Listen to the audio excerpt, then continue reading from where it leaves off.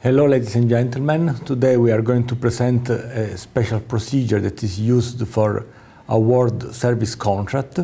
in case their value is below 300,000 euro according to the new practical guide and under 200,000 euro according to the old practical guide. It is worth to point out that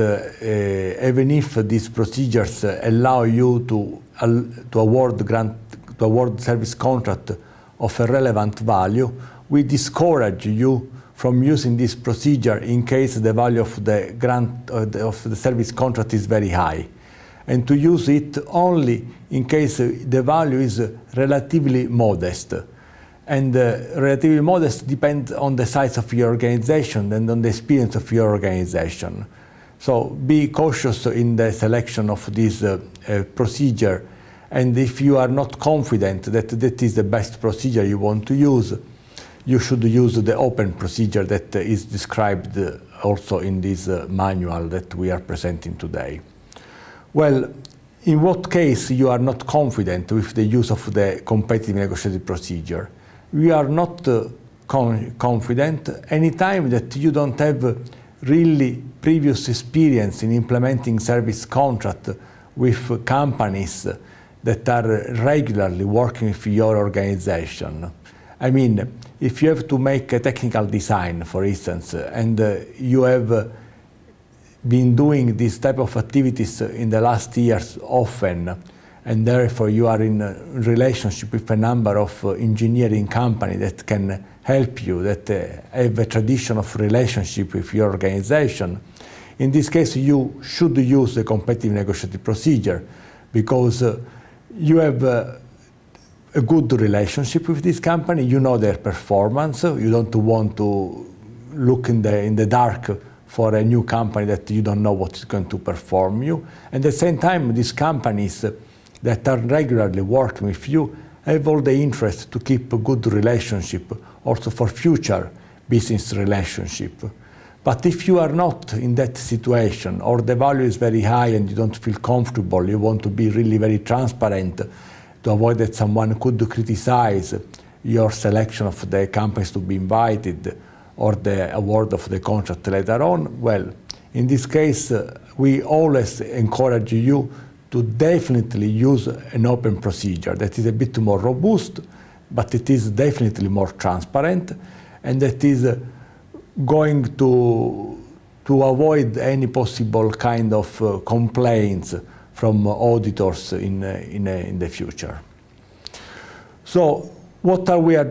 taking into account in these procedures that we are going to present? We take into account two issues that are fundamental for us. On one hand, we take into account the procurement procedures. Procurement procedures that must be according to the rules of the practical guide, or according to the best international practice if you want, but in a way or the other they must be somehow clear what we mean with the best international practice.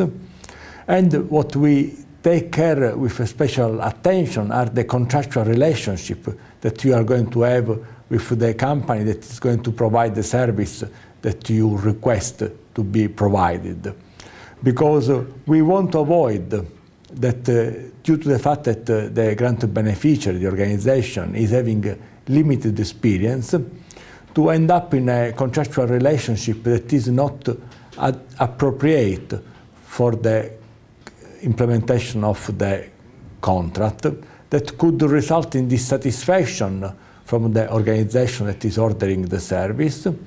and in the end could really not provide you the service that you are looking for what you are spending the money, your money as well as the money of the European Union.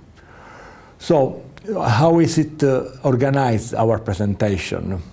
in the manual? In the manual, this part is split in three parts, and one part where we present the entire procedure from the beginning to the end, from the moment you think of having this service contract to the end when the service contract has been completely implemented, and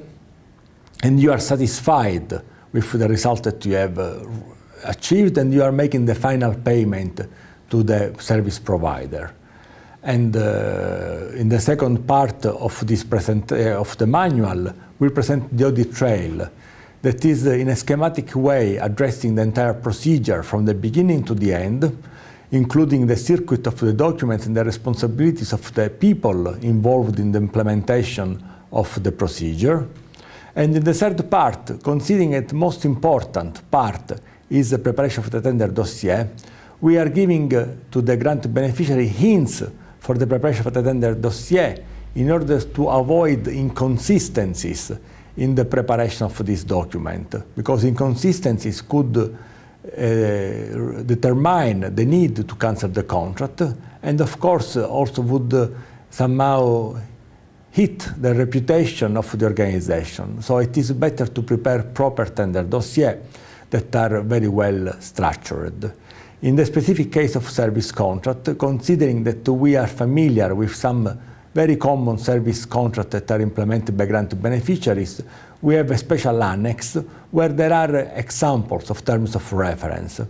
So that we're using these examples, almost copying them but attuning them to the special need of the grant beneficiary of the service contract to be implemented, you will be able not to forget any specific